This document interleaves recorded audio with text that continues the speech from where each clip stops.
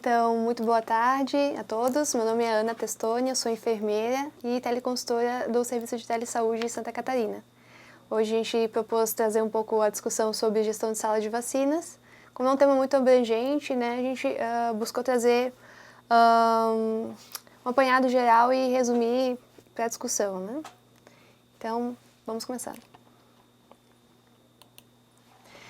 Então, aqui nessa primeira lâmina, a gente traz um pouco do Programa Nacional de Imunizações. Ele é desde o século XIX, então o Brasil ele vem atuando com as vacinas para o combate das doenças infecciosas. Somente no ano de 73, então, é que foi formulado o Programa Nacional de Imunizações, que pela Lei 6.259, então ele foi consolidado, regulamentado, né? E também pelo Decreto 78.321, de agosto de 76, que institui o Sistema Nacional de Vigilância Epidemiológica. A relevância, então, da contribuição do PNI, ela é somada com a construção do SUS na década de 80, dando, então, início ao movimento de descentralização que colocou o município como executor primário, né, das ações de saúde, entre elas a vacinação. A organização do PNI, então, o PNI ele é composto da instância nacional, estadual, regional, a instância municipal e a instância local, que seria a sala de vacinação. A sala de vacinação, então, representa a instância final da rede de frio, sendo responsável exclusivamente pelos procedimentos de vacinação de rotina, campanhas, bloqueios e intensificações. Consideradas as suas atribuições, as salas localizam-se em serviços de saúde, as unidades básicas de saúde, que faz parte da rede de atenção à saúde, e também nos hospitais que ocupam uma posição estratégica em relação à rede de frio. O que é a rede de frio, né? É um sistema que inclui uma estrutura técnico-administrativa, orientada pelo Programa Nacional de Imunizações, por meio de normatização, planejamento, avaliação e financiamento, que visa, então, a manutenção adequada da cadeia de frio. A cadeia de frio é o processo logístico da rede de frio, né, responsável pela conservação dos imunobiológicos, desde o laboratório produtor até todas as etapas de recebimento, armazenamento e distribuição e transporte desses imunobiológicos da Central Nacional a salas de vacina. É importante, então, lembrar que de competência dentro da rede do PNI é de competência municipal, a coordenação e execução das ações de vacinação, que são integrantes do programa, a gerência do estoque municipal das vacinas e de outros insumos, o descarte e a destinação final dos frascos, seringas, agulhas e outros materiais utilizados, e também a gestão do sistema informatizado do PNI. A vacinação, então, ela se insere como uma das ações da equipe de saúde da família na atenção básica, que verifica a situação vacinal e organiza também o processo de trabalho para orientar a população a iniciar ou completar os esquemas vacinais. Então, fazem parte dessas ações a prevenção, o controle, a eliminação e a erradicação das doenças imunopreveníveis, assim como a redução da morbimortalidade por certos agravos, né, sendo a utilização da vacinação uma estratégia bastante custo-efetiva. Para que o processo se dê em plenitude e segurança, é preciso que, então, as atividades de imunização devam ser cercadas de cuidados, né, adotando-se procedimentos adequados, antes, durante e após a administração dos imunobiológicos pela equipe que trabalha e está capacitada nas salas de vacina. Quem compõe, então, a equipe de vacinação? A equipe de vacinação, segundo o Manual de Normas e Procedimentos do Ministério de 2014, ela é composta por um enfermeiro, o técnico ou auxiliar de enfermagem. E eles dão um dimensionamento ideal de 2 vacinadores por turno de trabalho, sendo que eles preveem o quê? Que um vacinador ele é capaz de aplicar com segurança 30 doses injetáveis ou 90 doses via oral por hora de trabalho.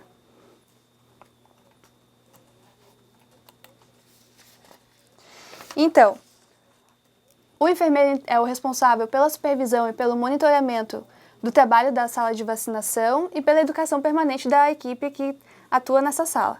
A equipe ela deve ser treinada e capacitada para o manuseio, a conservação, preparo e a administração registro e descarte dos resíduos resultantes das ações de vacinação. E no estado de Santa Catarina existe a Instrução Normativa Conjunta número 001 de 2012, que foi depois retificada pela Instrução Normativa Conjunta número 003 da DIV, que normatiza, então, o funcionamento das salas de vacinação nos estabelecimentos privados e traz, no seu artigo 5, que é necessário que a equipe tenha, então, os comprovantes de treinamento, né, emitidos pelo Estado de Santa Catarina, e que o responsável técnico, então, da sala credenciada é também o responsável pelas ações de vacinação extramuro, e que os profissionais que vão realizar, então, as ações de vacinação extramuro, eles devem estar devidamente registrados, né, pelo Conselho e serem habilitados para a técnica de aplicação de injetáveis.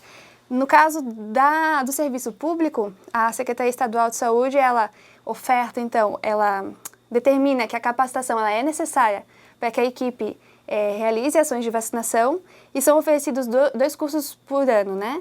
As modalidades que a Secretaria Estadual de Saúde de Santa Catarina oferece são o treinamento centralizado, quando o Estado, então, abre 4 turmas para atender todos os 297 municípios, e essa capacitação acontece em Balneário Camboriú, e também o treinamento descentralizado, que é quando os regionais pedem a capacitação para um certo número de profissionais daquela regional, né? Importante frisar que a capacitação ela não é só para a equipe de enfermagem, mas sim para todos os profissionais de saúde que vão atuar na sala de vacina. Então, quais são as funções dessa equipe que atua na sala de vacinação? As funções são planejar, monitorar e avaliar as atividades de vacinação, prover as necessidades de material e imunobiológicos, manter as condições preconizadas de conservação dos imunobiológicos. Imunobiológicos a gente entende como as vacinas, dar o destino adequado aos resíduos da sala de vacina, registrar os dados referentes às atividades de vacinação e alimentação do Sistema de Informação do Programa Nacional de Imunizações, o CPNI, promover a organização e monitorar a limpeza da sala de vacinas. Ainda, as salas de vacinas, então, é considerada uma área semicrítica, ela deve ser destinada exclusivamente para a administração das vacinas. Se recomenda que cada equipamento eletrônico possua uma tomada exclusiva para o seu uso.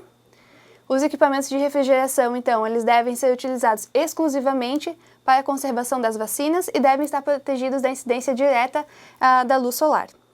Ainda, outros materiais que são importantes ter na sala de vacinação, ou melhor, a estrutura física dela é ideal que ela tenha de 6 metros quadrados, mas aí se recomenda que o ideal seja até um pouco mais, 9 metros quadrados, para a adequada disposição desses equipamentos dentro da sala, né? Que ela seja uma sala com pisos e paredes lisas, sem frestas, que seja possível de lavagem, que as portas e janelas sejam pintadas também com tinta lavável, que o teto tenha acabamento resistente a essa limpeza, tenha uma bancada feita de material não poroso para o preparo dos insumos durante os procedimentos, uma pia para a lavagem dos materiais, uma pia específica para os profissionais fazerem a higienização das mãos, que tenha um nível de iluminação adequado, tanto natural quanto artificial, ventilação natural também dentro da sala, que a sala de vacinação, então, seja mantida em condições de higiene e limpeza para efetivação dos cuidados de saúde. Quais são, então, os mobiliários básicos que uma sala de vacina necessita ter? O refrigerador, o equipamento de informática, mesas, cadeiras, isso de uma forma geral. Armários, fichários ou arquivos para guardar os espelhos que porventura ainda existam nas unidades.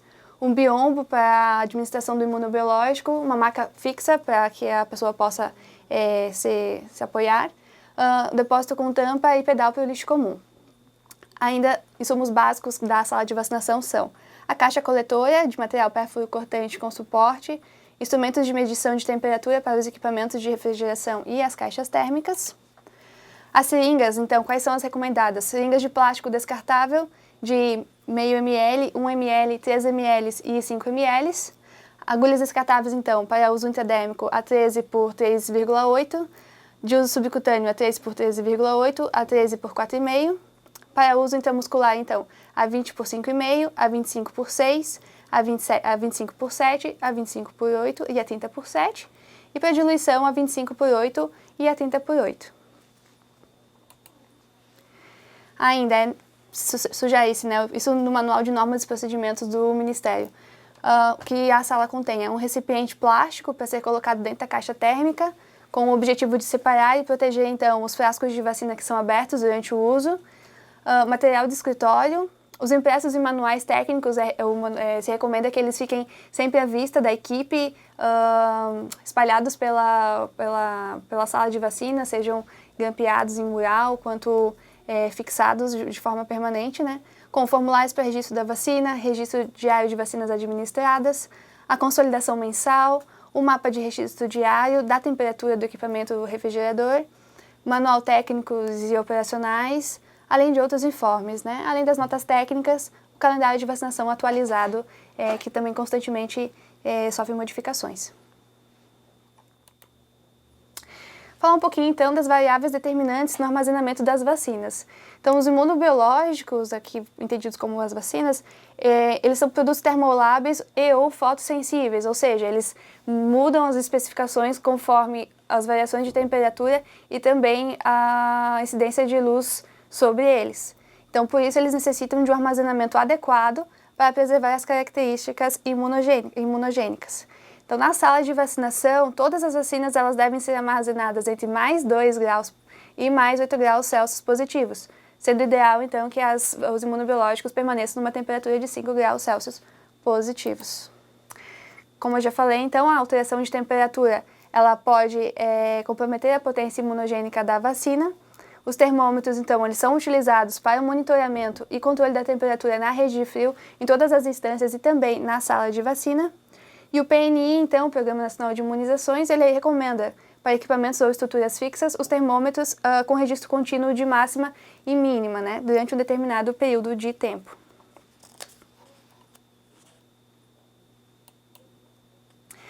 Quando há suspeita ou constatação, então, de que algum imunobiológico foi submetido a alguma condição que provoca o desvio da qualidade, como, por exemplo, ar-condicionado, condicionado ou mantido fora desses padrões de temperatura que a gente comentou, o que se deve fazer? O trabalhador da sala de vacinação ele deve comunicar a ocorrência ao responsável técnico pelo serviço e, em seguida, ele deve identificar e armazenar o produto, né, o imunobiológico, nessas condições adequadas da rede de frio, não deve deixar ele, então, fora da geladeira, deve permanecer com a orientação de temperatura de 2 a 8 graus positivos e deve ser preenchido um formulário de alterações diversas, de desvio de qualidade, e depois esse deve ser encaminhado à Coordenação Municipal de Imunizações.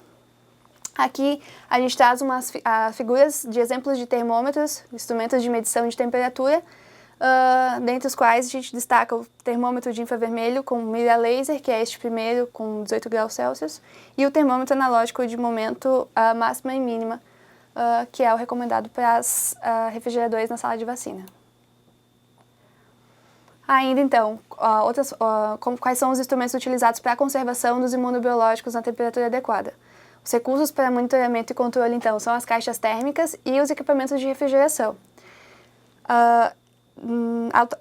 Hoje em dia, com a evolução tecnológica e as novas oportunidades de mercado, enfim, com essa necessidade permanente de qualificação dos serviços de saúde e a otimização dos processos de produção, existem outros equipamentos específicos para o armazenamento dos imunobiológicos, que são as câmeras refrigeradas.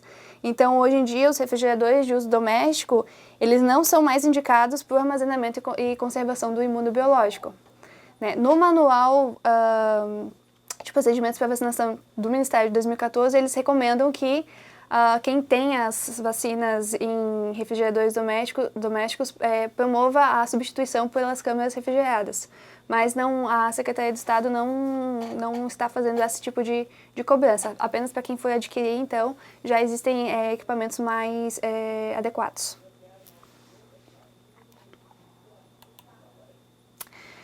Como a gente está trabalhando, e provavelmente a maioria das unidades básicas ainda possuem os refrigeradores de uso doméstico, existem especificações para o cuidado dos imunobiológicos nesses equipamentos, né? Então, as medidas de segurança para a organização e o controle da temperatura dos refrigeradores domésticos, elas incluem, né, a utilização, então, exclusiva das geladeiras para o uso das vacinas, utilizar, então, a capacidade máxima de 50% da capacidade total de armazenamento da geladeira, não posicionar os frascos de vacinas nas proximidades do evaporador ou saída de ar refrigerado, para que eles não tenham variação de temperatura, não armazenar os imunobiológicos no compartimento inferior, ou seja, nas gavetas. Estabelecer, então, uma rotina de manuseio, evitando a abertura da porta frequente, né? Então, pelo menos 2 vezes ao dia, talvez no começo do dia para a retirada dos imunobiológicos e no final do dia para retorno desses imunobiológicos à geladeira. Calibrar periodicamente o termômetro. Organizar, então, as bobinas reutilizáveis no congelador e as garrafas de corante no compartimento inferior.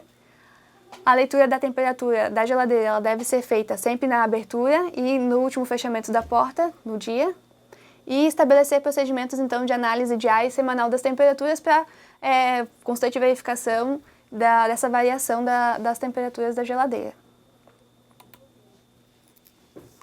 Ainda é importante refrisar, né, que o estoque de vacinas ele não deve ser maior do que a quantidade prevista para o consumo de um mês. Isso é importante o planejamento do estoque das salas de vacinas. Né? Então, por quê? A fim de reduzir os riscos de exposição desses produtos a outras situações que podem comprometer a qualidade das vacinas. Né?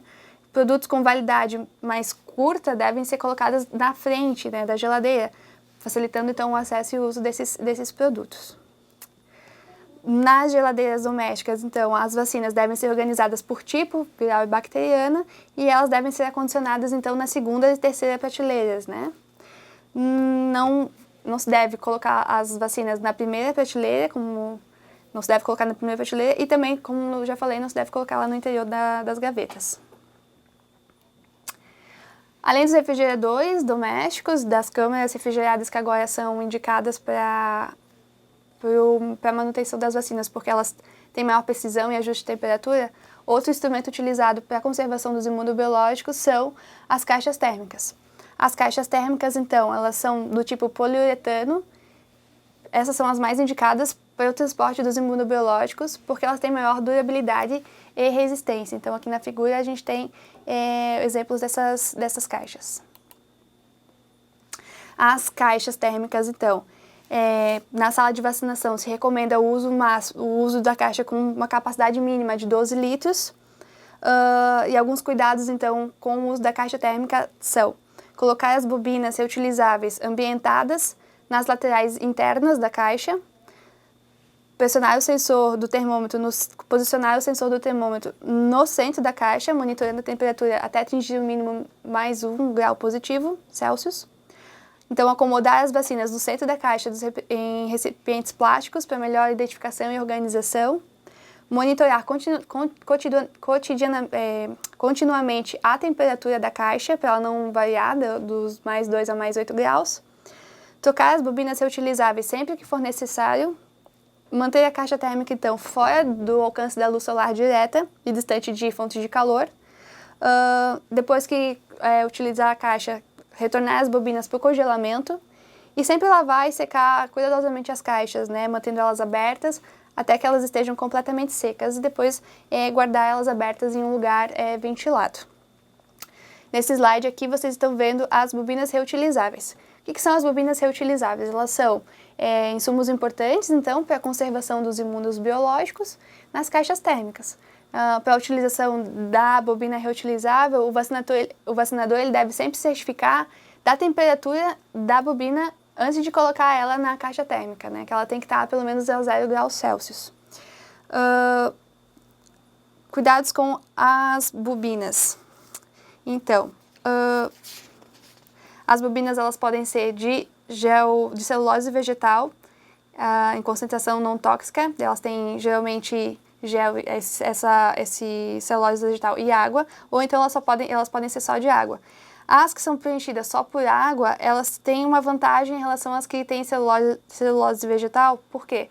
Porque elas permitem, então, o esvaziamento do conteúdo interno quando da tampa rosqueada, né, sendo recomendadas para o transporte em localidades de difícil acesso, né. Cuidados, então, com a bobina reutilizável são: caso o material ele seja danificado, o material plástico da bobina, deixando, no caso, vazar o conteúdo dela, ela deve ser desprezada. Nunca usar água com sal ou outra substância dentro da bobina. Quando se adiciona sal à água, né, se baixa o ponto de congelamento, podendo submeter, então, as vacinas a esse risco de diferenciação de temperatura. Ao serem retiradas das caixas térmicas, elas então devem ser lavadas, enxugadas e guardadas e congeladas. Todas as instâncias de armazenamento e distribuição dos imunobiológicos, elas devem possuir bobinas congeladas em quantidade suficiente para a realização das atividades programadas. Sempre se deve verificar o prazo de validade das bobinas à base de celulose vegetal e sempre se certificar de que as bobinas não possuam resíduos ou depósitos no interior, que representa a contaminação do produto, né? E caso isso ocorra, é necessário despesar imediatamente o conteúdo fora. É importante relembrar que o uso de gelo em barra ou escama não é recomendado para a organização das caixas térmicas.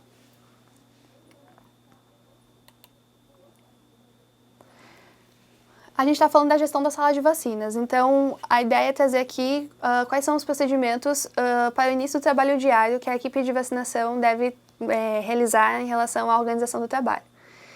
Primeiramente, verificar a temperatura dos equipamentos de refrigeração, então, registrando no mapa de registro o diário de temperatura, verificar ou ligar o sistema de ar-condicionado, organizar a caixa térmica de uso diário, separar os cartões controle dos indivíduos com a vacinação atrasada para o dia de trabalho ou constar, então, o SIPNI para verificar os atrasamentos nos municípios que não utilizem mais o cartão espelho, mas façam direto no sistema.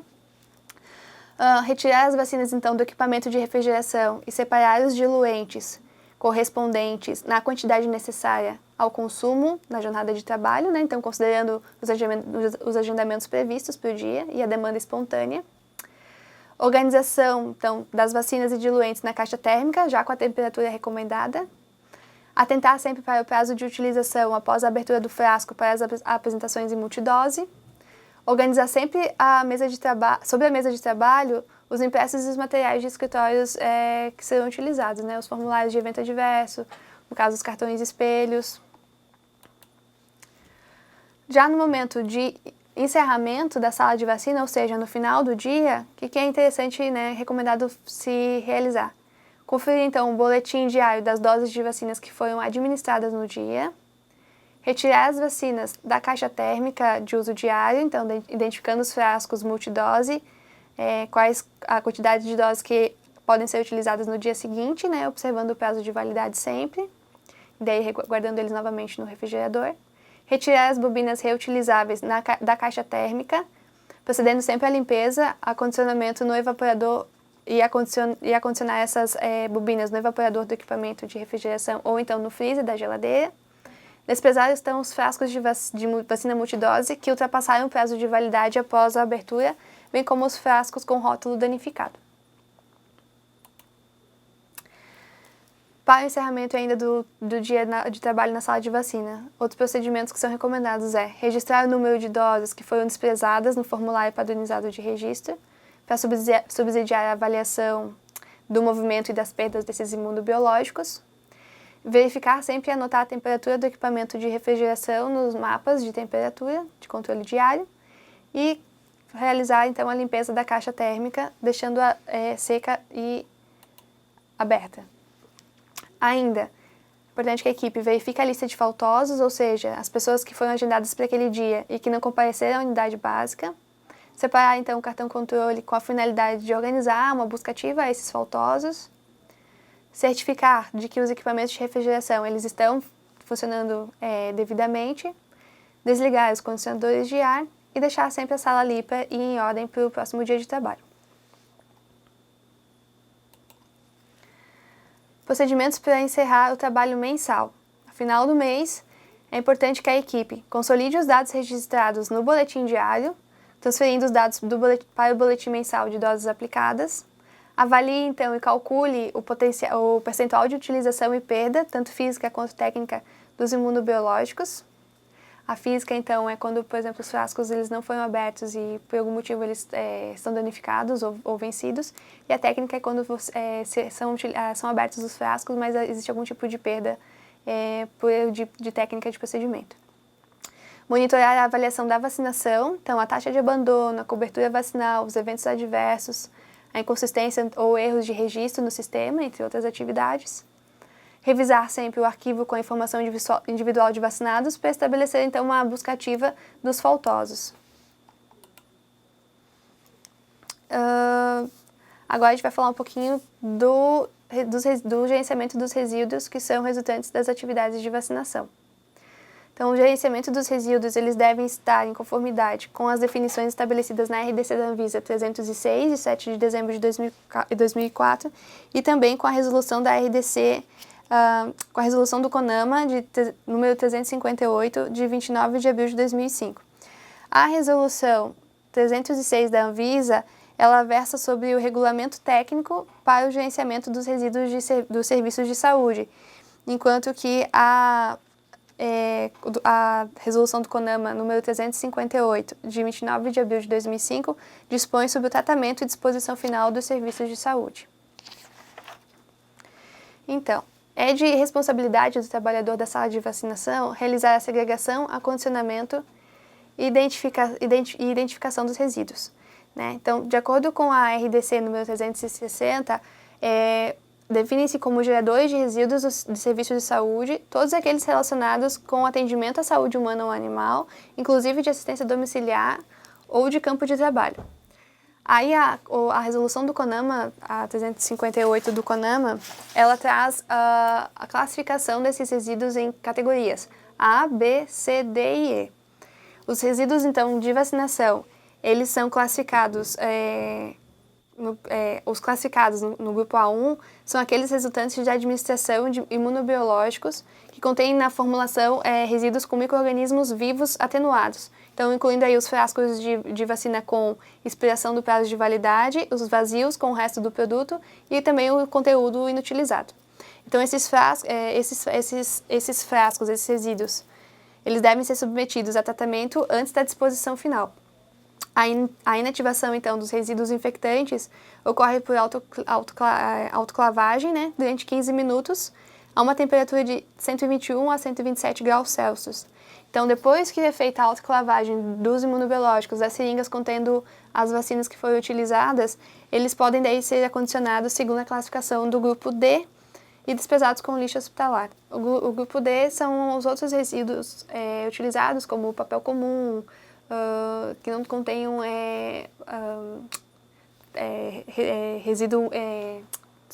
que não contenham que não contém nenhum resíduo infectante, no caso. Os perfluorocortantes, eles precisam ser acondicionados em recipientes resistentes, as caixas que são destinados a isso, né? E eles têm que estar devidamente identificados com a inscrição perfluorocortante, submetidos também a tratamento antes da disposição final. Os resíduos que são provenientes das campanhas de vacinação que ocorrem fora da unidade básica também de saúde e que eles não podem ser submetidos, quando eles não puderem ser submetidos a tratamento no local da geração, eles devem ser recolhidos e devolvidos à Secretaria de Saúde competente, né, em recipientes rígidos, resistentes também a furo e ruptura ou vazamento, e estão devidamente identificados, eles deve-se garantir o transporte seguro deles até uma unidade de tratamento, que pode ser uma unidade vinculada à Secretaria Municipal de Saúde, que faça o tratamento desses resíduos dos serviços.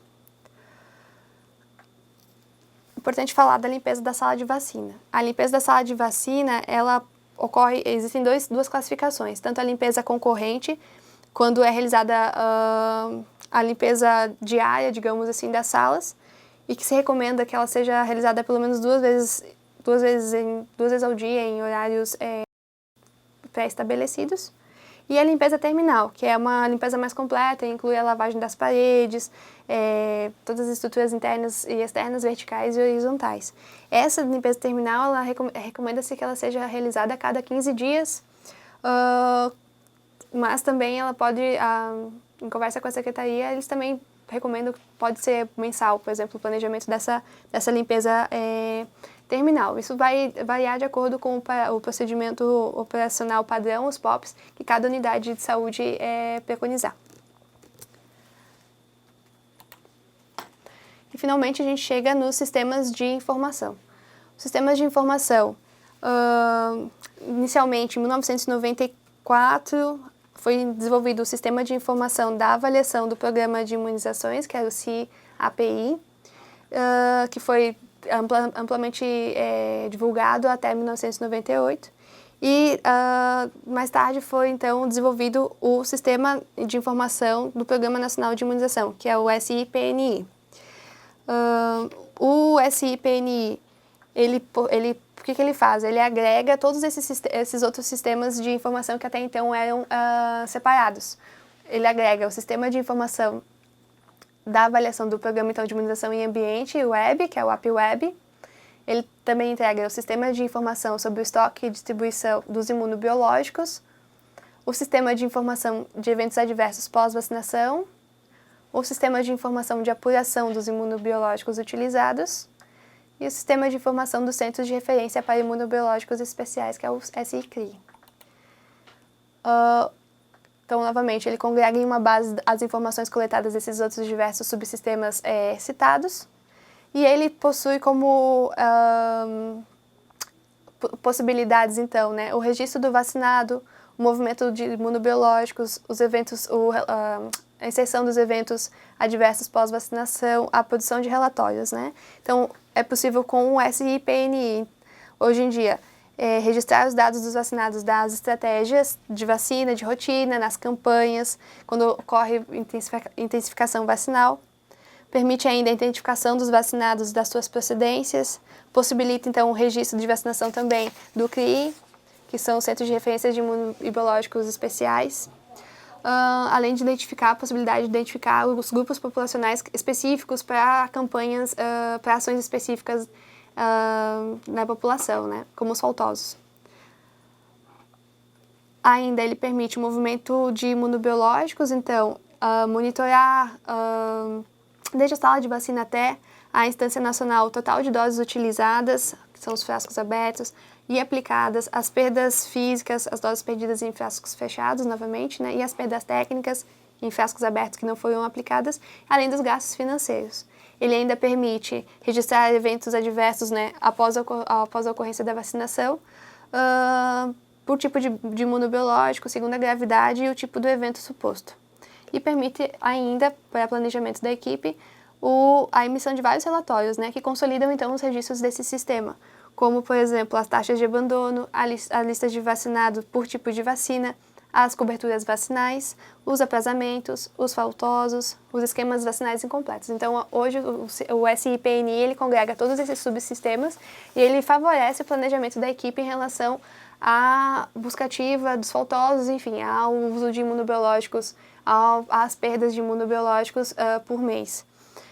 E a Secretaria, então, do Estado de Saúde, ela realizou a capacitação dos municípios, né, em dezembro do ano passado, e deu um prazo até o final de junho desse ano, então, para que as adequações dos municípios sejam realizadas em relação ao sistema informatizado, o SIPNI. É isso, pessoal. Aqui, só nesse último slide, então, só trago o layout, então, do SIPNI no site do DataSUS. Novamente, então, ele faz essa congregação dessas outras bases que estão ali citadas e é interessante para quem tem a possibilidade de estar averiguando também os formulários, os relatórios que estão disponíveis para download nessa plataforma. Aqui algumas referências, principalmente a referência do Manual de Normas e Procedimentos para Vacinação e do Manual da Rede de Fios, que foram as bases para a elaboração dessa web palestra. É isso, eu agradeço muito a participação de todos. O pessoal de São Martinho pergunta se o vacinador pode fazer outro procedimento, por exemplo, curativo. Olha, o vacinador geralmente ele é um técnico, um enfermeiro, um técnico de enfermagem, um auxiliar de enfermagem. Além de ele atuar na sala de vacina, isso pode ser um acordo interno da unidade básica das funções, né? Por exemplo, se existem mais de um ou dois, três técnicos que são, por exemplo, capacitados, pode ser uma escolha de planejamento que seja feito um rodízio desses técnicos por dia na sala de vacina. Então, quando ele não está na sala de vacina, ele, enquanto técnico ou enfermeiro, ele é capacitado também para realizar os curativos. Isso é um acordo de gestão interna, né? Santa Rosa de Lima pergunta: ficamos em dúvida sobre a temperatura da geladeira que foi passado na web, que a temperatura ideal seria de mais 2 graus Celsius a mais 8 graus Celsius. Não é de menos 8 graus Celsius? Quer dizer, abaixo de 8 graus Celsius? Sim, a temperatura ideal seria mais 5 graus Celsius. A variação de temperatura permitida é de mais 2 a mais 8, sendo que quando chegar a mais 7, deve-se averiguar se há algum erro na geladeira, né? E se chegar a mais 7, é até inclusive recomendado que se retirem os imunobiológicos, se coloquem nas caixas térmicas para que não ultrapasse mais 8. O ideal é mais 5, mas a variação permitida é de mais 2 a mais 8, sendo que quando chegar a mais 7, deve-se tomar um cuidado extra para ver se não há algum erro com o equipamento refrigerador, para que isso não ultrapasse mais 8. Barra Velha: gostaria de saber sobre a película de proteção nas janelas. E é uma pergunta também que o pessoal de Mafras fez, se é obrigatória a película de proteção nas janelas. Várias pessoas vieram com dúvidas sobre a questão da proteção das janelas. Ok. No material consultado para a realização dessa web palestra, que são o Manual do Ministério de 2014 sobre a vacinação, que trata bastante sobre a questão dos insumos e das especificações em relação às salas de vacina, e também no Manual da Rede de Frios, eu não encontrei essa informação sobre a obrigatoriedade das películas nas janelas. O que eles dizem é que não é recomendado que os imunobiológicos eles fiquem expostos à luz direta, né, ou próximos de fonte de calor. Não há nada sobre películas na janela, mas, claro, como foi o material pesquisado, pode haver outras referências que daí eu necessito pesquisar para poder dar uma resposta definitiva. Então, Presidente Castelo Branco: todos da equipe podem fazer as vacinas ou precisa obrigatoriamente possuir capacitação? Bem, entrei em contato com a DIV, né, responsável também pelas partes de controle e regulação dos imunobiológicos, e a informação que foi passada é que sim, que o Estado de Santa Catarina é o único que exige que os profissionais de saúde que atuem nas salas de vacinação tenham essa capacitação que é oferecida pela Secretaria, então, 2 vezes ao ano, né, em Balneário Camboriú. Pergunta de Joinville também pode ajudar. As vacinas dentro da caixa térmica do dia devem ficar somente em 5 graus ou de 2 a 5? Então, 5 graus é considerado o ideal, mas elas têm a variação de temperatura possível é de mais 2 a mais 8 graus. Mas se considera mais 5 o ideal, porque ela é bem a média de temperatura, né? Quando ela está próxima a mais 2, elas podem correr o risco de resfriarem demais, né? Chegar a mais 1 a 0, menos 1 graus. E próximo a mais 8, elas têm o risco, então, de extrapolarem a temperatura correta, né? Então, mais 5 é o ideal porque é a média. E aí, o que é recomendado? Que a equipe verifique constantemente, né, continuamente, a temperatura da caixa térmica e proceda à troca das bobinas reutilizáveis para a manutenção, então, da temperatura entre mais 2 e mais 8 graus Celsius. Bom, o pessoal de Joinville está perguntando: os frascos de vacina desprezados em caixa coletora para perfuro cortantes? Perfuro cortantes? Perfuro cortantes? Deve ainda ser colocado no saco identificado como biológicos ou não é necessário? Bem, o que a RDC 306 da Anvisa ela traz é que os frascos não utilizados ou vencidos, inclusive as seringas que foram utilizadas na administração das vacinas, elas têm que passar por um procedimento de autoclavagem antes de serem desprezadas aí como categoria D, que é lixo reciclável. Então, vale a pena dar uma conferida dentro da RDC 306, está bem especificado lá essas disposições e os passos a passos dos procedimentos para desprezo dos materiais. Pessoal de Guaramirim: estou com dúvidas sobre o descarte do material do imunobiológico BCG. A regional não soube me auxiliar. BCG, a gente usa o plástico ao redor para a proteção do profissional e o que fazer após o frasco vazio e este plástico? Como é o correto esse desprezo? Provavelmente deve seguir a mesma recomendação para os outros demais imunobiológicos, né? Que é a autoclavagem, numa temperatura de 124 a 127 graus Celsius, antes daí de eles serem desprezados no lixo hospitalar. Mas aí também, novamente, eu preciso de um tempinho para estar averiguando as especificidades de cada imunobiológico, mas acredito que seja imunobiológicos com vírus atenuados, né, vivos, precisam do processo de autoclavagem antes de serem desprezados no lixo hospitalar.